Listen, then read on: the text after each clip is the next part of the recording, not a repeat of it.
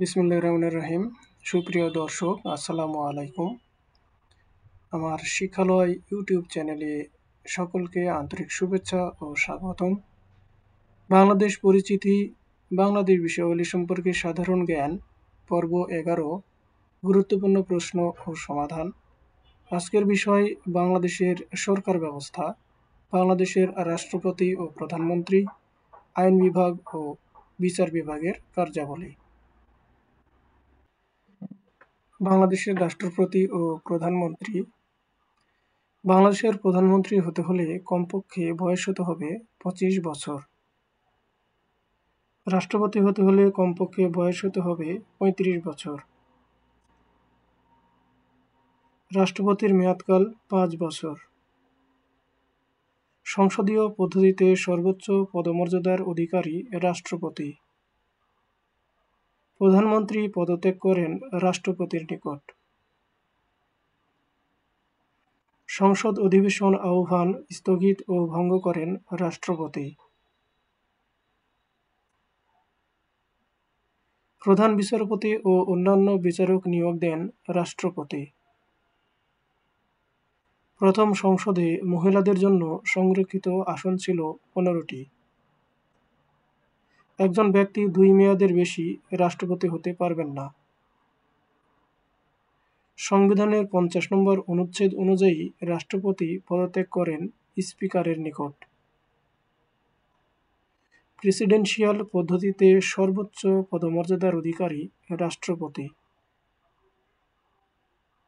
Presidential পদ্ধতিতে স্পিকারের পদমর্যাদা তৃতীয়।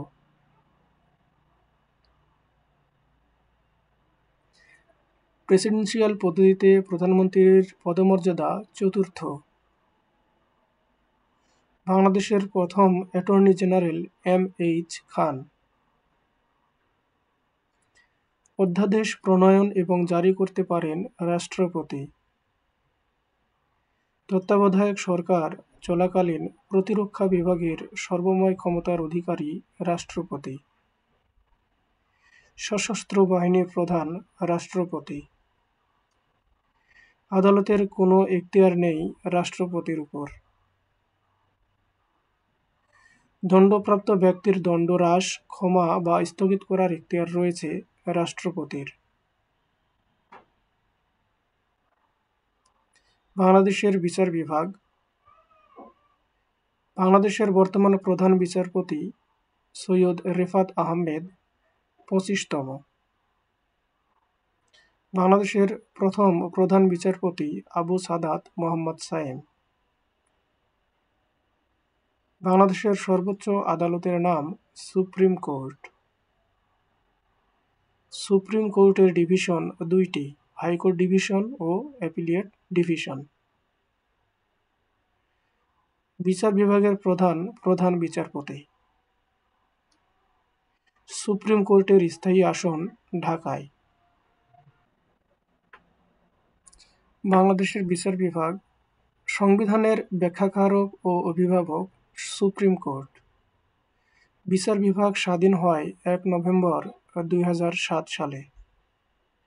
আপিল বিভাগের বর্তমানে বিচারকের সংখ্যা 11 জন।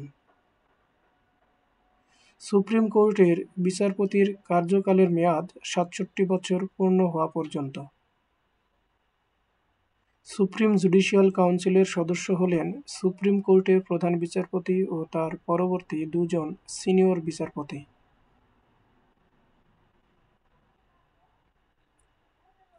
বিচারপতিদের নিয়োগ করেন রাষ্ট্রপতি। দেশে প্রথম মহিলা বিচারপতির নাম নাজমুন আরা সুলতানা। পারিবারিক আদালত অর্ডিন্যান্স জারি হয় 1985 সালে। দেশের সর্বনিম্ন আদালত পল্লী আদালত। পল্লী আদালতের সদস্য 5 জন। আইন বিভাগের কাজ। আইন প্রণয়ন, আইন সংশোধন, আইন পরিবর্তন করা আইন বিভাগের কাজ। সংসদীয় সরকার ব্যবস্থায় শাসন বিভাগ তার কাজের জন্য আইনসভার নিকট দায়ী থাকে। বার্ষিক বাজেট পেশ সহ যাবতীয় সরকারি নীতি নির্ধারণ করে আইন বিভাগ। সংবিধান প্রস্তুত, সংশোধন, সংযুক্তি ও বিয়োজন করার ক্ষমতা রয়েছে আইন বিভাগের। বিচার বিভাগের কাজ: আইন অনুযায়ী মামলার বিচারকার্য পরিচালনা করা, আইনের ব্যাখ্যা, সংবিধানের ব্যাখ্যা প্রদান করা, সংবিধানের রক্ষক ও অভিভাবক হিসাবে কাজ করা, জনগণের মৌলিক অধিকার রক্ষায় কাজ করা।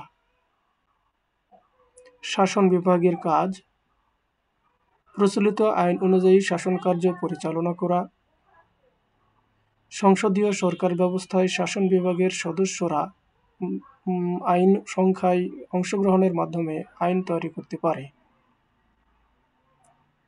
শাসন বিভাগের প্রধান হিসেবে রাষ্ট্রপতি সুপ্রিম কোর্টের প্রধান বিচারপতি ও অন্যান্য বিচারপতিদের নিয়োগ করে।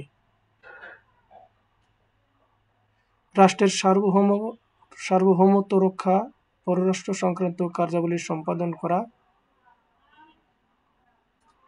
কর ধার্যকরণ ও আদায়ের ব্যবস্থা করা। রাষ্ট্রপতির সকল কাজই শাসন বিভাগের আওতাধীন বলে বিবেচিত হয়। এবারে রয়েছে দর্শক পর্ব। বিচার বিভাগ স্বাধীন হয়: ক 1 নভেম্বর 2009, খ 1 নভেম্বর 2008, গ 1 নভেম্বর 2007, ঘ 1 নভেম্বর 2006। সঠিক উত্তরটি কমেন্ট করে জানান এবং নিজেকে আরেকবার যাচাই করুন। ভিডিওটি দেখার জন্য সকলকে অসংখ্য ধন্যবাদ। আল্লাহ হাফিজ।